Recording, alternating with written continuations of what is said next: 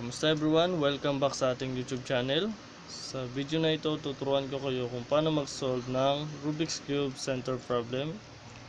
So, kung bago ka pa lang sa ating YouTube channel, please don't forget to like and subscribe and click the notification bell para lagi kang updated sa mga bago nating upload videos. So, ano pang hinihintay natin? Simulan na natin to. Let's go! So, yan guys. So, yan, start tayo. Bali, sa una, syempre, dito tayo magsimula sa buo. Tapos, ipapakita ko sa inyo kung paano gawin yung center problem. Dahil center problem siya, dito tayo kikilo sa center lang, guys. Yung pa-cross na yan. Yan ang center, okay?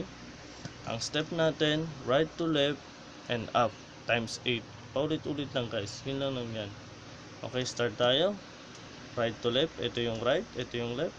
Center 1, tapos up 2, ulitin lang natin, right to left 3, then up 4, right to left ulit 5, then up 6, right to left ulit 7, then up 8.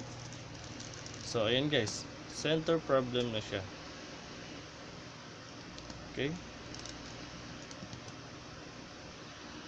So ayan guys, next step tayo. Ang next step natin, syempre ituturo ko na sa inyo kung paano buuin ang center problem. Ang step nito guys, kailangan lang hanapin muna natin yung right angle niya. Ano ba yung right angle niya? Kailangan lang guys, yung blue, orange, kailangan magkakatabi lang ng kulay. Tatlo dapat yan. So mali ito guys, hanapin natin yung tama. Yun.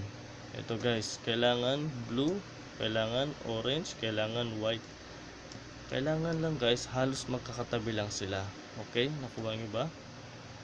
Magkakatabi lang. Tapos, ito yung top natin, yung right side. Ito yung front. Itong front natin guys, kailangan iharap natin siya sa right side.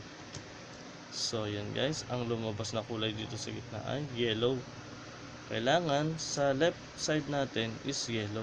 Okay, importante yan guys kasi itong yellow na to dadali natin siya rito. Okay, ang step natin ganun pa rin guys, right to left and up times 8. Okay, start tayo. Right to left 1, up 2, right to left ulit 3, up 4, right to left ulit 5, up 6, right to left ulit 7, and up 8. So yun guys, buo na. Okay,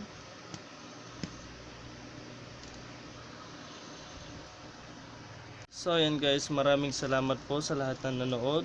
Maraming salamat po kung may natutunan. Huwag niyo pong kalimutan na mag-like and subscribe sa ating YouTube channel. Maraming salamat po. God bless you all guys. Thank you.